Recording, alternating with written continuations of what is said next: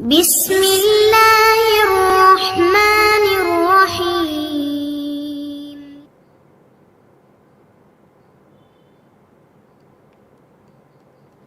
அஸ்ஸலாமு அலைக்கும் வரஹ்மத்துல்லாஹி வபரகாத்துஹு. அன்பிற்குரிய சகோதர சகோதரிகளே, நேற்றைய தினம் தலாக் சம்பந்தமாக 229வது வசனத்தில் உள்ள விளக்கங்களை பார்த்தோம். அதில் கூடுதலான சில செய்திகள் இருக்கிறது என்று குறிப்பிட்டோம். அது என்னவென்றால், இப்போ இந்த தலாக்கு மூணு தலாக்கு முத்தலாக்குன்னெலாம் சொல்கிறாங்கல்ல, இப்படி ஒரு கான்செப்ட் இஸ்லாத்தில் எப்படி வந்துச்சு? ஏன்னா ஒரு 3 தடவை 2 தடவை தான் திரும்பி அழைக்கிற தலாக்கு. 3வது தலாக்குன்னா அது ஒரு முடிஞ்சு விட்டதுன்னு சொல்லக்கூடிய இந்த சட்டம் இருக்கிறது. ஆனால் ஒரே டைமில் முத்தலாக்கு, 3 தலாக்கு, 3000 தலாக்கு, தலாக்கு என்றெல்லாம் சொன்னால் அது 3ஆகவே எடுத்துக்கொள்ளப்படும் அப்படிங்கிற ஒரு கருத்து எதன் அடிப்படையில் சமுதாயத்தில் வந்துச்சு என்று கேட்டால், அதை இந்த முஸ்லீமில் வரக்கூடிய ஹதீஸிலிருந்து நம்ம விளங்கிக்கிறலாம். அபு சஹ்பான்னு ஒரு ஆள், அவர் என்ன செய்கிறாருன்னா, இப்னு அப்பாஸ்கிட்ட கேட்குறார். அபு சஹ்பாங்கிறவர் தாபியில் உள்ள ஆள், இப்னு அப்பாஸ் சஹாபியில் உள்ளவர். அவர்கிட்ட கேட்குறார். என்ன கேட்குறாருன்னா, அலம் யக்குனி தலாக்கு சலாசு, 3 தலாக்கு என்பது அலா அஹதி ரசூலுல்லாஹி ஸல்லல்லாஹு அலைஹி வஸல்லம். ரசூலுல்லா அஹதுனா காலம், அஹது என்றால் ஒப்பந்தம் என்ற அர்த்தமும் இருக்கிறது, காலம்ன்ற அர்த்தம் இருக்கிறது. அது இடத்தை பொறுத்து நம்ம என்ன செய்யலாம், அறிந்து கொள்ள முடியும். இந்த இடத்துல காலம். அலம் யக்குனி தலாக்கு சலாசு, 3 தலாக்கு என்பது, அலம் யக்குனுக்கு பிறகு கடைசி அர்த்தம் செஞ்சுக்கிறோம். 3 தலாக்கு என்பது அலா அஹதி ரசூலுல்லாஹி ஸல்லல்லாஹு அலைஹி வஸல்லம், ரசூலுல்லாவுடைய காலத்திலையும், ஓ அபி பக்ரின், அபுபக்கருடைய காலத்திலையும், வாஹிதத்தன், ஒரு தலாக்காக இருக்கவில்லையா? இந்த அலம் யக்குனுக்கு அர்த்தம். அலம் யக்குன் என்றால் இருக்கவில்லையா, இருந்ததில்லையா. அத்தலாக்கு சலாசு, 3 தலாக்கு என்பது இருந்ததில்லையா. அலா அஹதி ரசூலுல்லாஹி ஸல்லல்லாஹு அலைஹி வஸல்லம், ரசூலுல்லாவுடைய காலத்திலையும், ஓ அபி பக்ரின், அபுபக்கருடைய காலத்திலையும் இருந்ததில்லையா. வாஹிதத்தன், ஒரு தலாக்காக இருந்ததில்லையா. அதாவது 3ன்னு சொன்னால் 1 தான் அப்படின்னு ரசூலுல்லாஹ் காலத்தில் இருந்துச்சா அப்படின்னு கேட்குறாரு. இப்னு அப்பாஸ்கிட்ட அபு சஹபா கேட்குறார். அப்போ இப்னு அப்பாஸ் சொல்கிறாங்க, ஃபகால, அவர் சொல்கிறாங்க, கதுக்கான தாலிக்க, அப்படி தான் இருந்தது. அப்போ ரசூலுல்லாவுடைய காலத்தில் ஒருத்தர் 3 தலாக்குன்னு சொன்னால் அது 1 தான். அபூபக்கர் காலத்தில் முத்தலாக்குன்னு சொன்னால் அது 1 சொல்லிட்டார். இன்னும் 2 வாய்ப்பு இருக்கிறது. இன்னும் அவர் மீட்டி கொண்டு வாழ்ந்து பிறகு தலாக் சொல்கிறவங்களுக்கு வாய்ப்பு அவருக்கு இருக்கிறது. அப்போ கதுக்கான தாலிக்க, அப்படித்தான் இருந்தது. ஃபலம்மாக்கான ஃபி அஹதி உமர், உமருடைய காலம் வந்த பொழுது, தாய அந்நாசுஃபி தலாக்கே, தலாக்கில் மக்கள் நினைஞ்சாங்கன்னு கேட்டால் அவங்க எல்லை மீறினார்கள். அதனால் அஜாசஹு அலைஹிம், அதை உமர் அவர்களுக்கு எதிராக அஜாசனை சட்டமாக்கினார், சட்டமாக ஆக்கிவிட்டார் அப்படின்னு வருது. அப்போ ரசூலுல்லாவுடைய காலத்தில் 3 தலாக்குன்னா 1 தலாக்கு தான். அபூபக்கர் காலத்தில் 3 கட்டத்தில் தான் 3 தலாக்கே தவிர ஒரு டைமில் 3 தலாக்குங்கிறதே கிடையாது. 1 தலாக்காக தான் இருந்துச்சு அபூபக்கர் காலத்துலையும். உமர் காலத்தில் இதே மாதிரி தலாக்குன்னு சொல்ல ஆரம்பித்த உடனே அவர் என்ன செஞ்சிட்டாருன்னு கேட்டால், அவருக்கு சட்டமாக்கிட்டார். இனிமேல் 3 தலாக்குன்னா 3 தலாக்கு தான், நீங்கள் 3ன்னு இனிமேல் சொன்னீங்கன்னா 3ஆவா நான் ஆக்கிடுவேன் அப்படின்னு சொல்லிட்டு அஜாசஹு அலைஹிம், அவர்களுக்கு எதிராக உமர் தான் சட்டமாக்குறார். உமர் சட்டமாக்கினால் இது அல்லாஹ் ரசூலுக்கு எதிரான ஒரு ஒரு போர் மாதிரி உள்ளது தான். அவர் எப்படி சட்டமாக்குவார்? உமர் ஆக்கிட்டார்ன்ற உடனே ஆட்சியில் இருந்த காரணத்தினால யாருமே அன்றைக்கி சரியாக எதிர்ப்பு கொடுக்கல. அதுவே மதுஹபில் அப்படி பரவிடுச்சு. உமர் காலத்தில் இருந்தது அப்படி, அது அரசாங்கத்துடைய தீர்ப்பாயிடுச்சா, எல்லாமே அதே மாதிரி ஃபத்வா கொடுக்க ஆரம்பிச்சிருவாங்களா, எல்லா காலிகளும் அப்படி தான் கொடுக்க ஆரம்பிப்பாங்க. இப்படியே வந்து தான் மதுஹபுகளும் அந்த முத்தலாக்குங்கிறத ஏற்றுக்கிட்டாங்க. ஆனால் இந்த ஹதீஸ் தெளிவாக சொல்லுது, ரசூலுல்லாஹ் காலத்தில் அப்படி கிடையாது, அபூபக்கர் காலத்தில் உமர் தான் ஆக்குனாருன்னு வருது. அதுக்குள்ள இன்னொரு ஹதீஸை பாருங்கள், அதுவும் முஸ்லீமில் தான் வருது. அதில் என்ன வருதுன்னு கேட்டால், இப்னு அப்பாஸ் சொல்கிறாங்க, கான தலாக்கு அலா அஹதி ரசூலுல்லாஹி ஸல்லல்லாஹு அலைஹி வஸல்லம், ரசூலுல்லாஹ்வுடைய காலத்திலையும், அபி பக்ரின், அபூபக்கருடைய காலத்திலையும் சனத்தைனி மின் ஹிலாஃபத்தி உமர், உமருடைய ஆட்சியில் முதல் 2 ஆண்டுகளும், சனத்தைன்னா 2 வருஷம். அப்போ ரசூலுல்லாவுடைய காலம், அபூபக்கர் காலம், உமருடைய ஆட்சியின் 2 ஆண்டுகளிலும் தலாக்கு சலாசி வாஹிதா, 3 தலாக் என்பது ஒன்றாகத்தான் இருந்தது. ரசூலுல்லாவுடைய காலத்திலையும் அபூபக்கர் காலத்திலையும் உமருடைய ஆட்சியில் முதல் 2 ஆண்டுகள்லையும் தலாக்கு 3 தலாக்குன்னு ஒருத்தன் சொன்னானேயானால் நீ திரும்ப மீட்டிக்கிறலாம், நீ 1 தலாக்கு தான் விட்டுருக்கிற, 3 தலாக்குன்னு வாயில் வந்தாலும் முத்தலாக்குன்னு வந்தாலும் தலாக்குன்னு வந்தாலும் நீ 1 தலாக்கை தான் பயன்படுத்தி இருக்கிறாய், நீ தாராளமாக மனைவியை மீட்டுக்கொள்ளலாம். அப்படி தான் இருந்தது. தலாக்கு சலாசி வாஹிதா, 3 தலாக் என்பது வாஹிதத்தன் ஒன்றாகத்தான் இருந்தது. கால உமர் இப்னுல் ஹத்தாப், 2 வருஷம் முடிஞ்ச பிறகு உமர் சொல்கிறாரு, இன்னன் நாச, மக்கள் கது இஸ்தஜலு, அவசரப்படுகிறார்கள், ஃபி அம்ரின், ஒரு காரியத்தில், கது காணத்துலகும் ஃபீஹி அனாத்துன், எதில் நிதானம் அவர்களுக்கு இருக்க வேண்டுமோ, அனாத்துனா நிதானம், எதில் நிதானம் இருக்க வேண்டுமோ அந்த விஷயத்தில் இவங்க அவசரப்படுறாங்க. அதனால் ஃபொலோ அம்லைனாஹு அலைஹிம், அவர்களுக்கு எதிராக நாம் அதை சட்டமாக்கினால் என்று அவர் சிந்திக்கிறார். சிந்திட்டு ஃபம்லாஹு அலைஹிம், அவர்களுக்கு எதிராக சட்டம் ஆக்கிட்டார். மக்கள் முத்தலாக்குன்னு அடிக்கடி யூஸ் பண்ணுறாங்க, இனிமேல் முத்தலாக்குன்னா முத்தலாக்கு ஆக்கிவிடுவேன் அப்படின்னு ஒரு மிரட்டலுக்கு சொல்லிட்டு விட்டால் பரவாயில்லை. மிரட்டலுக்கும் கூட சொல்லக்கூடாது. ரசூலுல்லாஹ் காலத்தில் இருந்த ஒன்றை மாற்றுகிற அதிகாரம் உமருக்கும் கிடையாது, அபூபக்கரும் கிடையாது, யாருக்கும் கிடையாது. வஹியை மாற்றுற அதிகாரம் இவருக்கு எப்படி வந்துச்சு? உமர் செஞ்ச பெரிய குற்றத்திலே பெரிய குற்றம் இது. அவர் செஞ்சது ஏற்றுக்கொள்ளவே முடியாது. வஹியோட செஞ்ச ஒரு யுத்தம் இது. அப்போ அவர் ஃபம்லாஹு அலைஹிம், அவர்களுக்கு எதிராக அதை சட்டமாக ஆக்கிவிட்டார். அவர் எப்படி சட்டமாக்குவார்? அப்போ இவர் சட்டமாக்குனா என்னவாகும்? எல்லா இடத்துல உள்ள நீதிபதிகள் அப்படி தீர்ப்பளிப்பாங்க, அடுத்து வர்றவங்க அப்படியே கண்டினியூ பண்ணுவாங்க, அடுத்து வர்றவங்க அப்படியே கண்டினியூ பண்ணுவாங்க. அவங்க அளிக்கிற தீர்ப்புகள்லாம் சட்டமாக எழுதப்படும். இப்படியே தான் 72 கூட்டமும் என்னஞ்சிட்டாங்க, முத்தலாக்குன்ட்டாங்க. 700களில் வந்த இப்னு தைமியா தான் நெஞ்சார், இதை உடைக்கிறார். யார் ரசூலுல்லாவுக்கு மாத்தமாக எவர் சொன்னாலும் சரி, யார் சொன்னாலும் சரி, அது சட்டம் கிடையாதுன்னு சொல்லிட்டு அது ஒரு 700க்கு பிறகு எதிர்த்து ஹதீஸை தான் ஏற்றுக்கிறணுன்னு சொல்லிட்டு இப்னு தைமியா போன்றவர்கள் சொன்னதுக்கு பிறகு தான் இந்த முத்தலாக்குங்கிறதுல ஒரு மடமையில் எல்லாருமே இருந்திருக்கிறாங்க, அறியாமையில் இருந்திருக்கிறாங்க என்ற ஒரு கருத்து நிலை பெற்று இப்போ எல்லாரும் ஹதீஸ் படி பேச ஆரம்பிச்சிட்டாங்க. இப்போ முதல் 500-600 ஆண்டுகளில் இந்த ரசூலுல்லாவுக்கு மாற்றமான அடிப்படையில் தீர்ப்பழங்கியவர்கள் இன்றைக்கு சிந்தித்து பார்த்து இது ஒரு சரியில்லை, ரசூலுல்லாஹ் இதை சொன்னது எப்படி ஒரு மாற்றலாம், ரசூலுன்னா யார், அவர் உமர்ண்டா யார், இவருக்கு மாத்திரக்கு அதிகாரம் இருக்குதா, இவரையும் எந்த விளையாதுக்கு செஞ்சார், நிர்வாகம் பண்ண வேண்டியது, ஆட்சி பண்ண வேண்டியதானே, மார்க்கத்தில் எதுக்கு விளையாடுறார் இவர் என்ற அளவுக்கு மக்கள்கிட்ட தெளிவு வந்திருக்குது பிற்காலத்தில். அதே முஸ்லீம்கள் இன்னொரு விஷயம் பாருங்கள்.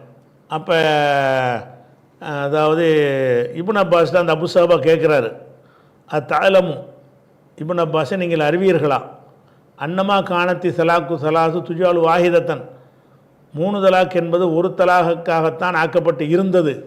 அலா அஹதின் நபி ஸல்லல்லாஹு அலைஹி வஸல்லம், ரசூலுல்லாஹ்வுடைய காலத்திலையும், அபூபக்கருடைய காலத்திலையும், சலாசம் மின் இமாரத்தி உமர், உமருடைய ஆட்சியில் 3 ஆண்டுகள், அது 2 ஆண்டு அதில் வந்துச்சுல, இதில் 3 ஆண்டுகளும் அது ஒரு தலாக்காக தான் இருந்துச்சு என்று உங்களுக்கு தெரியுமா என்று இப்னு அப்பாஸ்கிட்ட கேட்குறாரு அபு சஹபாங்கிறவர்.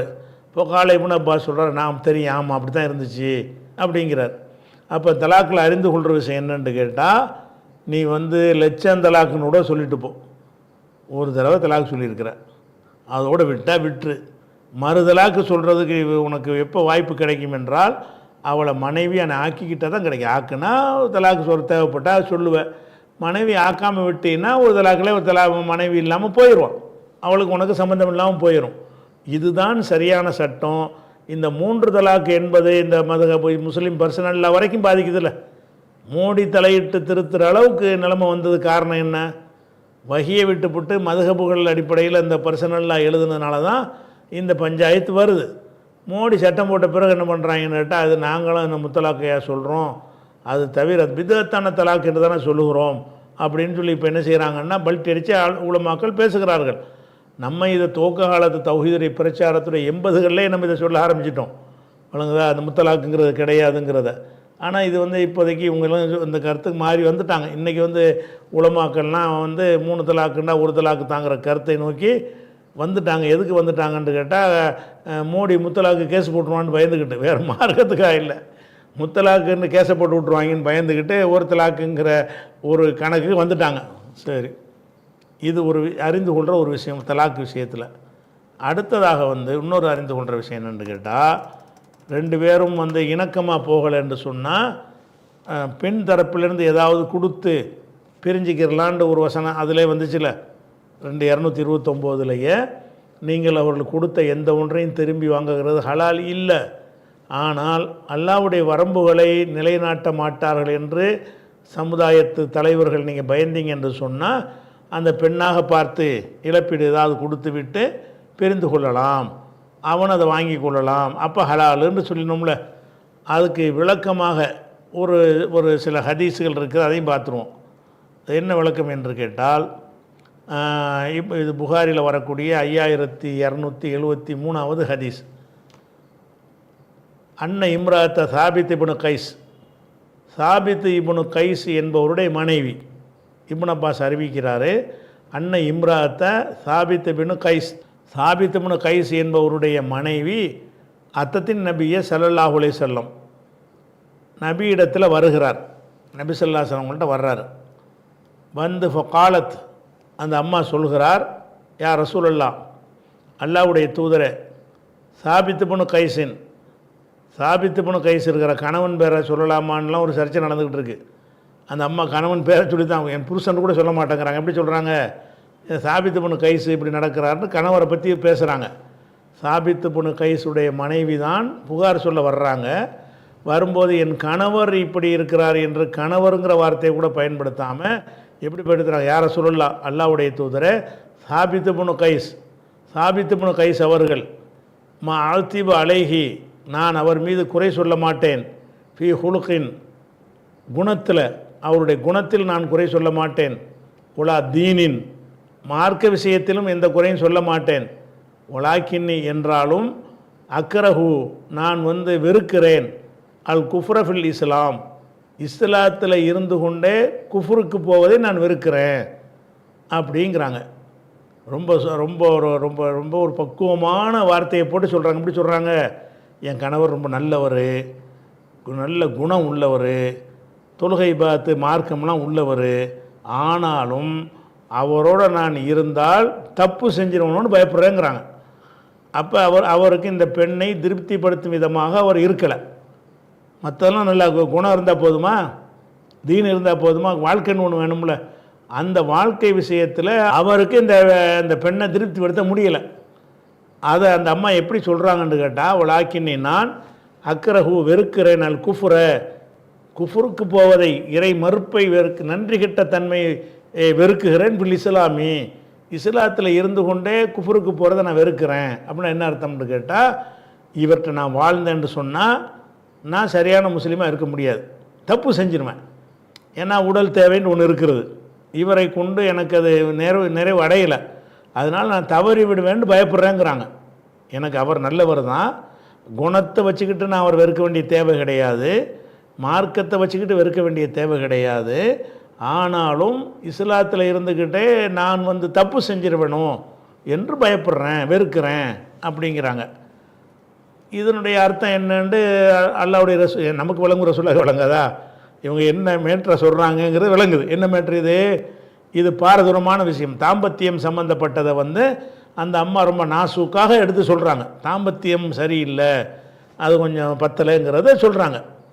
அப்போ ஃபகால ரசூலுல்லாஹி ஸல்லல்லாஹு அலைஹி வஸல்லம், அப்போ ரசூலுல்லாஹ் சொன்னாங்க, தருத்தீன அலைஹி, ரத்தன்னா திருப்பி கொடுக்குறது, தருத்தீன, நீ திருப்பி கொடுத்து விடுகிறாயா, அலைஹி, அவரிடத்தில் திருப்பி கொடுத்து விடுகிறாயா, ஹதீகத்தஹு, அவருடைய தோட்டத்தை, ஒரு தோட்டத்தை கொடுத்துருக்கிறார். அவர் தோட்டத்தை மஹரா கொடுத்தாரா, அல்லது கல்யாணத்துக்கு பிறகு சந்தோஷமாக மனைவிக்குன்னு சொல்லி கொடுத்தாரா தெரியல, ஆனால் கொடுத்துருக்கிறார் என்பது எப்படி தெரியும்னு கேட்டால் அந்த விசாரணையிலலாம் வந்திருக்கும். திடீர்னு உன் தோட்டத்தை கூட எப்படி ரசூல்லா கேட்பாங்க.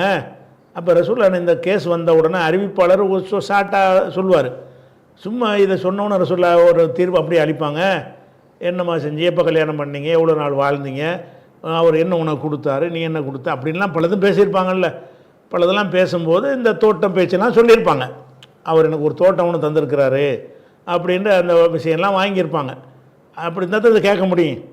தருத்தீன் அலேஹி, அவரிடத்தில் நீ திருப்பி கொடுத்து விடுகிறாயா ஹதீகத்தஹோ, அவர் அது தோட்டத்தை திருப்பி கொடுத்துட்றாய். அப்போ தோட்டம்ங்கிறது மகராவும் அவர் கொடுத்துருக்கலாம், அல்லது வேறு கல்யாணத்துக்கு போய் சந்தோஷமாக வாழ்ந்துக்கிட்டு இருக்கிறோமேன்னு சொல்லி கூட அன்பளிப்பாகவும் கொடுத்துருக்கலாம். அப்போ அவர்கிட்டையும் கேட்டிருப்பாங்க, என்னப்பா செய்துண்டு. இல்லைங்க, நான் ஒரு தோட்டத்தையே கொடுத்துருக்குறேன், இந்த பொம்பளை வேணாண்டா எப்படி சரியாக வரும்னு அவரும் சொல்லியிருப்பார்ல. விசாரணைன்னு சொன்னால் 2 பேரையும் வச்சு அல்லாவுடைய தூதர் விசாரணை எப்படி இருக்கு, சும்மா இப்படி சொன்னோன்னே அப்படியே செய்வாங்க. அக்பர் ஆணிவர் எல்லாத்தையும் விசாரிப்பாங்கல்ல. அப்போ அந்த பெண்ணிட்ட விசாரித்த மாதிரி அவர்கிட்டையும் கேட்பாங்க. அவர் என்ன சொன்னால் நமக்கு வரல, ஆனால் நம்ம புத்தி சொல்லுது. என்ன சொல்லியிருப்பார், அது முடியாதுங்க, நான் நிறைய அவர் செஞ்சுருக்கிறேன் அந்த பொம்பளைக்கு, அதனால் நான் பிரிய மாட்டேன் அப்படின்ற மாதிரி அவர் சொல்லியிருப்பார். அப்போ ரசூல் என்ன செய்கிறாங்கன்னு அதெல்லாம் ஊகம்தான். ஆனால் ஊகத்துக்கு இடம் இருக்கிறது. இப்படி தான் இருக்கணும். இப்படி மேலோட்டமாகவும் அப்படி சொல்ல மாட்டாங்க. நீங்கள் சொல்ல மாட்டீங்க, நான் சொல்ல மாட்டேன். நமக்கு இருக்கிற புரிதல் கூட ரசூலுக்கு இல்லாமையா இருக்கு. அது தருத்தீன் அலைஹி ஹதீகத்தஹு, அவருடைய தோட்டத்தை நீ திருப்பி கொடுத்துட்றியான்னு கேட்குறாங்க. இந்த தோட்டம் என்பது கணவரால் இவருக்கு கொடுக்கப்பட்டிருக்கிறது. மகராக இருக்கலாம், வேறு வகையில் இருக்கலாம், ஏதோ வகையில் கொடுக்கப்பட்டிருக்கு. அந்த அம்மா என்ன செய்கிறாங்கன்னா, நான் கொடுத்துட்றேன், அவருடைய தோட்டம்னு தான் சொல்கிறாங்க. உன் தோட்டத்தை கொடுன்னு சொல்லலை. அதை பெண்கள் ஏதோ கொடுத்து தப்பிச்சுக்கலாங்கிறக்காண்டு கை காசை போட்டு கொடுக்கணும்னு அவசியம் கிடையாது. அவர் தந்த தோட்டத்தை கொடுத்துட்றியான்னு தான் கேட்குறாங்க. ஹதீகத்த ஹூ தான் அவருடைய தோட்டம். அப்போ அந்த பெண்ணு சொந்தமாக கையில் மண்ணில் காசை போட்டு கொடுத்து விடுதலை ஆகணும்னு அவசியம் கிடையாது. கணவன்கிட்ட வாங்கினது நீ தானே வேணாங்கிற, வாங்கினதை கொடுத்துரு, அவன் உன்னை வேணான்னு சொல்லலை, இல்லை நீ தானே வேணாங்கிற அப்படிங்கிறதுக்காக ரசூலுல்லாஹ் என்ன செய்கிறாங்கன்னா, தருத்தீன் அலைஹி, அவரிடத்தில் திரும்ப கொடுத்து விடுகிறாயா ஹதீகத்தஹு, அவரது தோட்டத்தை, அதாவது அவர் உனக்கு தந்த தோட்டத்தை. அவருடைய தோட்டம்னா என்ன அர்த்தம்னு கேட்ட, இந்த பெண்ணுக்குடைய தோட்டம் தான் அது, அவர் தானே கொடுத்தாரு. அதுக்காக வேண்டி ரசூலுல்லாஹ் அந்த வார்த்தையை பயன்படுத்துகிறாங்க. ஹதீகத்தஹு, ஹதீகத்துனா தோட்டம். அவர் தந்த ஒரு தோட்டத்தை நீ கொடுத்துட்றியான்னு கேட்ட உடனே நாம் கொடுத்துட்றேன் அப்படின்ட்டாங்க. அப்போ கால ரசூலுல்லாஹி ஸல்லல்லாஹு, அப்போ ரசூலுல்லாஹ் சொல்கிறாங்க, இக்பலில் ஹதீகா, தோட்டத்தை வாங்கி. அப்போ அவர் ஸ்பாட்டில் இருக்கான்னு அர்த்தம். இந்த கட்டளை யாருக்கு, மாப்பிள்ளைக்கு கட்டளை போடுறாங்க. இக்கபலில் ஹதீகத்தை, தோட்டத்தை நீ ஒப்புக்கொள், வாங்கிக்கொள். அப்போ என்ன அர்த்தம், அவர் அந்த சபையில் இந்த பொம்பளை சொன்ன உடனே அவர் இல்லாமல் பார்ட்டி விசாரிக்காமலாம் தீர்ப்பு அளிக்கலை. பல விஷயங்கள் பேசப்பட்டிருக்குது. பேசப்பட்ட இறுதியாக இப்போ தோட்டத்தான் பிரச்சனைன்னு ரசூலுல்லாஹ் வழங்குறாங்க. இந்த தோட்டத்தை கொடுத்து அவர் விட்டுருவார், மனப்பூர்வமாக விட்டுருவாருன்னு தெரியுது. தெரிஞ்சவுடனே நீ தோட்டத்தை கொடுத்துட்றியாமா, கொடுத்துட்றேன், என்னப்பா வாங்கிக்க அப்படி இவருக்கு சொல்கிறாங்க. அப்போ அவர் அங்கே இருக்கிறாரு, அந்த அம்மா அவங்க வச்சு தான் பேச்சு நடக்குது. அப்போ இக்பலில் ஹதீகத்தை, தோட்டத்தை ஒப்புக்கொள், வாங்கிக்கொள். ஒப்புக்கொள்னா வாங்கிக்கொள். ஓ தல்லிகஹா, அவளை விடுவித்து விடு, தத்லீகத்தன், ஒரேடியாக நீ விடுவித்து விடு அப்படின்றாங்க. அப்போ இதிலேருந்து நம்ம என்ன விளங்குறோம் என்று கேட்டால், பெண் தரப்பில் இருந்து விவாகரத்து கோரினால் ஆண் தரப்பில் அவன் கொடுத்ததை கிளைம் பண்ணலாம். இவனா விவாகரத்து கேட்கல, என்ன காரணம் இருந்தாலும் சரி, நியாயமான காரணத்துக்கு அந்த பெண்ணு கேட்டாலும் சரி தான், இவனுக்கு ஒரு இழப்புன்னு வருதில்ல, இவன் தான் எப்படி தான் வாழ்கிறேன்னு சொல்கிறான், அந்த பெண்ணு தான் மாட்டேங்கிறான். அப்படி இருக்கும்போது என்ன செய்யணும்னா, என்னம்மா விஷயம்னு கேட்கும் பொழுது கணவன் தரப்பில் நாங்கள் என்னெல்லாம் கொடுத்துருக்குறோம், அதெல்லாம் தர சொல்லுங்கள், தந்தால் நான் விவாகரத்து பண்ணிடுறேன் அப்படின்னு அவர் சொல்வாரையானால் அதை ரசூலுல்லாஹ் ஏற்றுக்கிட்டாங்கன்னு வருது. அப்போ இக்பலில் ஹதீகத்தை, தோட்டத்தை நீ ஒப்புக்கொள், தல்லிகா தத்லீகத்தன், அவளை ஒரேடியாக விடுவித்து விடு இப்படின்னு வருது. அப்போ இதன் மூலமாக என்ன விளங்குறோம்னு கேட்டால், பெண்கள் தரப்பில் இருந்து விவாகரத்து பெறுவதற்கு உரிய ஒரு வழி இருக்கிறது. அப்போ அந்த என்ன வழி என்று கேட்டால், கணவன் மறுத்தால் என்ன வழி என்று கேட்டால், அவங்க கணவன்கிட்ட பெற்றிருக்கிறாங்கல்ல, அதில் அவன் எதை கிளைம் பண்ணுறானோ, பெற்று அனைத்தையும் கொடுக்கணும்னு தேவையில்லை. நான் ஒரு கோடி ரூபா கொடுத்தாங்க, ஒரு 10 லட்சம் தர சொல்லுங்கன்னு சொல்கிறான், 10 லட்சம் கொடுங்க, அம்புட்டையும் இந்த ஆண்டு கேட்டால் தான் அதுக்கு அவனை கொடுக்கணும். அப்போ கணவன் எதை கிளைம் பண்ணுறானோ, அவன் கொடுத்ததிலிருந்து எதை கிளைம் பண்ணுகிறானோ அதை என்ன செஞ்சிடணும், திருப்பி கொடுத்துட்டு கொடுத்தவனு என்ன கடமை, இவனு கடமை என்ன, நான் விடுவிச்சுக்கிறேன் அப்படின்னு தள்ளிக்குன்னு வருது. இப்போ இதில் அறிஞர்கள் மத்தியில் வந்து இது தலாக்கு இவன் தான் விடணும், இவன் தானே விடணும், அவ விடுவிக்கிற மாதிரி வரல. ஒன்று இதில் முடிஞ்சு போச்சு அப்படின்னு சொல்லாமல் நீ அவளை விடுவிச்சிருன்ற சொல்கிறாங்க. அப்போ அந்த தோட்டத்தை வாங்கின பிறகு கூட அந்த மனைவியை தலாக்குன்னு சொல்லி விடுவிக்கிற கடமை இவன் பக்கம் திருப்பப்படுது. அப்போ இவன் விட்டால் தான் பெண்ணுக்கு விவாகரத்து கிடைக்கும்னு ஆகுது. தோட்டத்தை வாங்கிக்க நீ விட்டுருன்னு சொன்னால் அதெல்லாம் முடியாதுன்னு அவன் சொல்கிறான்னா ஒன்றும் செய்ய முடியாத மாதிரி தெரியுது பார்த்தா. அப்போ இந்த தல்லிக்குஹா தத்லீகத்தன் என்கிற வாசகத்தை வைத்து கொண்டு மனைவி வந்து திருப்பி கொடுத்த பிறகு கொடுத்த உடனே ரத்து ஜமாத்து ரத்து பண்ணாது. இந்த ஹதீஸ் பிரகாரம், இந்த ஹதீஸுடைய மேலோட்டமான கருத்து பிரகாரம் தோட்டத்தை அவன் வாங்கி கொண்டு என்ன செய்யணும், அவன் தான் தலாக்கு சொல்லணும். ஓ தல்லிக்குஹா, அவளை தலாக்கு சொல்லிவிடு, தத்லீகத்தன் ஒரேடியாக தலாக்கு சொல்லிடு அப்படின்ற ஒரு அர்த்தத்தில் வந்திருக்குது. அப்போனா என்ன அர்த்தம், ஜமாத்தார்கள் என்ன செய்யணுன்ற அவனை வந்து விடுவிக்க சொல்லி உத்தரவு போடுவாங்க அப்படிங்கிறது ஒன்று. ஆனால் நடைமுறையில் எப்படி இருக்குன்னு கேட்டால் இதை ஜமாத்தார்கள் வந்து அவங்க ரத்து பண்ணுவாங்கன்னு இருக்குது. நடைமுறை நம்ம எப்படி வச்சுருக்குறோம், நீ இந்த மகரை வாங்கிக்க அல்லது நீ கொடுத்ததெல்லாம் வாங்கிட்டியா, இப்போ ரத்து பண்ணுற, நாங்கள் ரத்து பண்ணிட்டோம், நீ கணவன் இல்லை நீ மனைவி இல்லை என்று சொல்லி, அதாவது பெண்ணு தானாக ரத்து பண்ணுறதுக்கு அதிகாரம் கிடையாது, தானாக கல்யாணம் பண்ணுறதுக்கு இப்படி அதிகாரம் கிடையாது, அதே மாதிரி ரத்து பண்ணுற அதிகாரம் கிடையாது. அப்போ ரத்து பண்ணுற அதிகாரம் யாருக்கு இருக்குன்னு கேட்டால் ஜமாத்துக்கு இருக்குது, நிர்வாகிகளுக்கு இருக்குது, அரசாங்கத்துக்கு இருக்குது. அப்போ அரசாங்கம் என்ன செய்யும்னு கேட்டால் நீ ரத்து பண்ணிடு, நான் ரத்து பண்ணிட்டு நீ மகரை கொடுத்துரு அல்லது வாங்கினதை திருப்பி கொடுத்துரு, திருமணம் ரத்து. இப்போ கணவனுக்கு ரோல் கிடையாது, அவனுடைய விருப்பம் கேட்க வேண்டிய தேவையில்லை. அவனுடைய விருப்பத்தை கேட்காமலேயே கொடுத்ததை வாங்கிக்க ஓடிட்டேரி நாங்கள் ரத்து பண்ணிட்டோம் அப்படிங்கிறது தான் நடைமுறையில் இருக்குது. ஆனால் இந்த ஒரு ஹதீஸை வைத்து கொண்டு இல்லை வாங்கின பிறகு கூட அவன் வந்து அதை விவாகரத்துன்னு சொல்லணும், தலாக்கு அவன் சொன்னால் தான் அது வரும்னு என்ன செய்கிறாங்க, ஒரு வாதம் வைக்கிறாங்க. என்று கேட்டால் இந்த ஹதீஸில் அப்படி தானே இருக்குது. இக்பலில் ஹதீகத்தை தோட்டத்தை வாங்கிக்கப்பா ஓ தள்ளி நீ அவளை தலாக்கு சொல்லுங்கிறா, இதுதான் குலாண்டு போச்சு, பணத்தை வாங்கியாச்சுன்னா முடிஞ்சு போச்சு தானே அப்படிங்கிறாங்க. அப்போ இதில் இது ஒரு கருத்தில் வருதுன்னு வைங்களேன். இது வந்தாலும்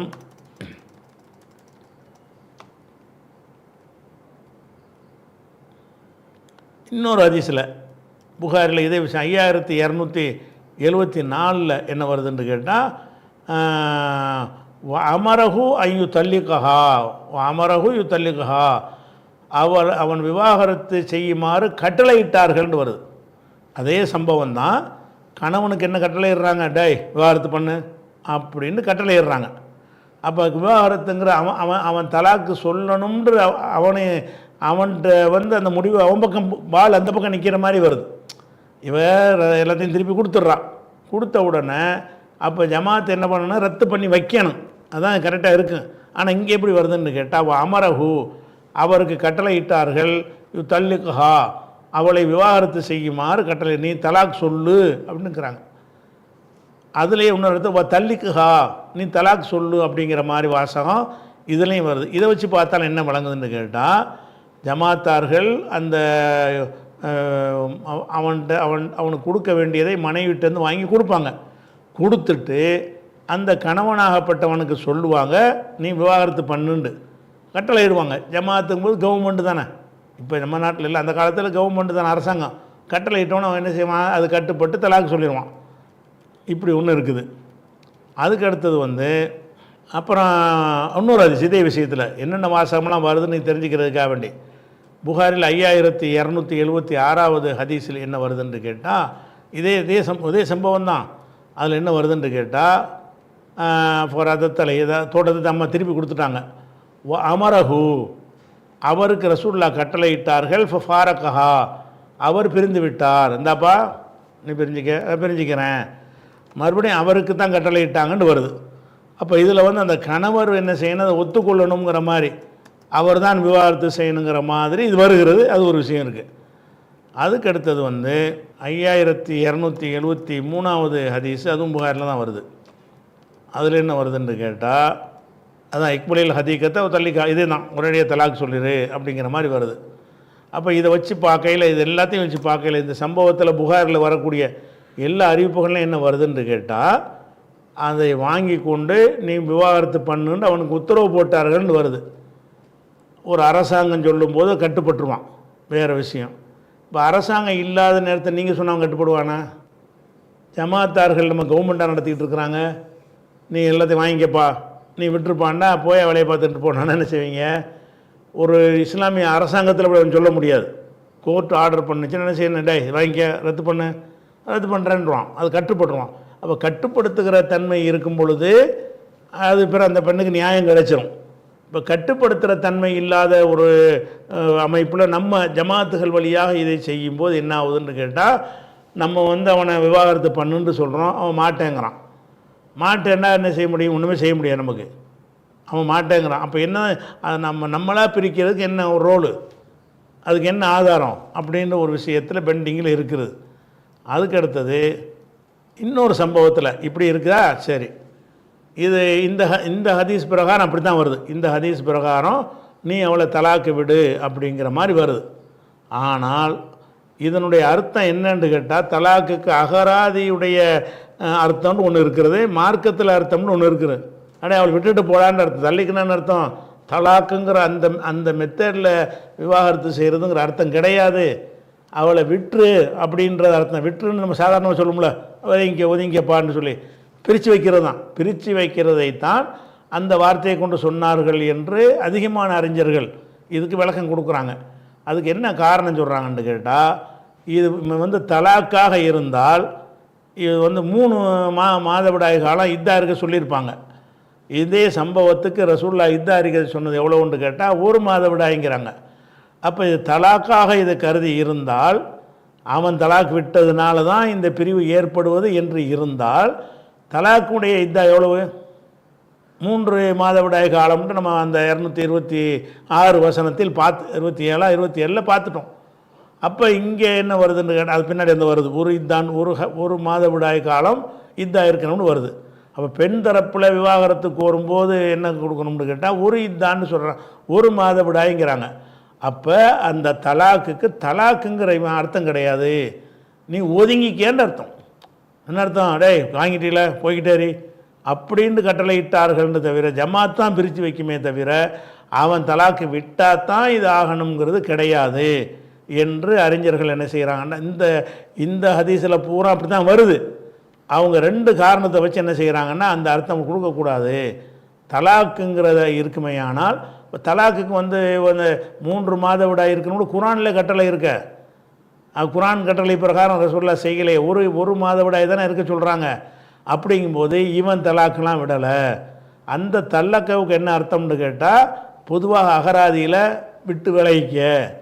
விட்டு விலகிக்கொள்கிற ஒரு அர்த்தத்தில் சொன்னதான தவிர, தலாக்கு சொல்கிறேன் என்று அவன் சொல்லணும் என்ற அர்த்தம் அதுக்கு வராது என்று ஒரு ஆதாரத்தை இந்த 1 மாதவிடாயை வைத்தும் சொல்லுகிறார்கள்.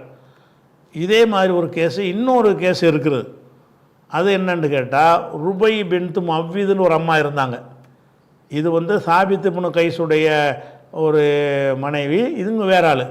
ருபை பின் மவ்விதுன்னு இருந்தாங்க. அவங்க என்ன செஞ்சாங்கன்னா, இஹ்தலாத்து அலா அஹ்தின் நபி ஸல்லல்லாஹு அலைஹி வஸல்லம், ரசூல் ஸல்லல்லாஹு அலைஹி வஸல்லமுடைய காலத்தில் இந்த பெண்மணி இஹ்தலாத்து, அவர்கள் விலகி கொண்டார்கள். அவன் தலாக்கு சொன்னான்னு வரல, கணவனிடமிருந்து புகாரை கொடுத்துட்டு இஹ்தலாத்து விலகி கொண்டார்கள். அமரகன் நபி ஸல்லல்லாஹு அலைஹி வஸல்லம், அப்போ ரசூல்லா அவர் கட்டளையிட்டார்கள், அன் தஅத்தத பி ஹைலத்தின், 1 மாதவிடாய் காலம் இத்தா இருக்குமாறு கட்டளையிட்டார்கள். அப்போ 1 மாதவிடாய் இத்தாண்டு வந்தால் என்ன அர்த்தம்? இது தலாக்கு இல்லைன்னு அர்த்தம். தலாக்குக்கு எவ்வளோ இத்தாண்டு வந்திருக்குது குரானில்? சலாசத்த குருவின் ஒல் முத்தல்லகாத்து எத்தரப்பஸ்ன பி அம்புசிகின்ன சலாசத்த குருவின், தலாக்கு விடப்பட்ட பெண்கள் 3 மாதவிடாய் காலம் அவங்க என்ன செய்யணும், அதுக்காக காத்திருக்க வேண்டும் அப்படின்னு சொல்லி குரானில் இருக்கிறது. அப்போ இது தலாக்காக இருக்குமே. ஆனால் 1 மாதவிடாய் சொல்லியிருக்க மாட்டாங்க. 1. 2வது இதில் பயன்படுத்துகிற வார்த்தை என்னென்னு கேட்டால், இஹ்தலாத், புருஷனை சம்மந்தப்படுத்தவே இல்லை. அன்னஹா, அந்த ருபை பின்து மவ்விது என்ற ஒரு பெண்ணு இஹ்தலாத்து கலன்று கொண்டார்கள், விலகி கொண்டார்கள், அதாவது ஹுல்லா செய்கிறது விலகி கொண்டார்கள். அல்லாஹ்வின் நபி ஸல்லல்லாஹு ரசூலுல்லாஹுடைய காலத்தில் இதை சொல்லிட்டு நான் கொடுத்துட்றேன்னு சொன்னோடனே முடிஞ்சிருச்சு, விலகிட்டாங்கன்னு அர்த்தம். அவர் கொடுக்க வேண்டியதை கொடுத்துட்றேன்னு சொன்ன உடனேயே இந்த பெண் வந்து அந்த ஒப்பந்தத்திலிருந்து விடுதலையாகிவிட்டாள் என்று அர்த்தம். அதே மாதிரி இந்த வசனத்திலிருந்து பார்த்தா கூட ரெண்டு பேருக்கும் ஃபலாஜுனா அலைஹிமா ஃபீ மஃப்ததத் பிஹி, அவள்கிட்ட இழப்பீடு பெற்றுக்கொள்வதில் குற்றமில்லை, தலாக் கொடுங்கன்னு சொல்லவே இல்லை. இழப்பீடை வாங்கின உடனேயே விவாகரத்து ஆயிரும். அவள் கொடுக்க வேண்டியதை திருப்பி கொடுத்து விட்டாள் என்று சொன்னாலேயே அதுவே விவாகரத்து ஆயிரும். அப்படிங்கிறது தான் கரெக்டான கருத்து. இவன் தனியாக தலாக்கு சொல்லணும் என்கிற ஒரு கருத்து கிடையாது. ஒன்று. ரெண்டாவது வந்து அந்த பெண்ணாக விலை கொண்டார்கள்னு இந்த திருமதிரை ஹதீஸில் வருது 2. மூணாவது வந்து 1 மாதவிடாய் தலாக்காக இருந்தால் 3 மாதவிடாய் வரணும்ல, 1 மாதவிடாய் தாண்டு வர இந்த தத்த பி ஹைலத்தின் 1 மாதவிடாய் காலம் இதாக இருக்க வேண்டும் என்று கட்டளையிட்டார்கள்.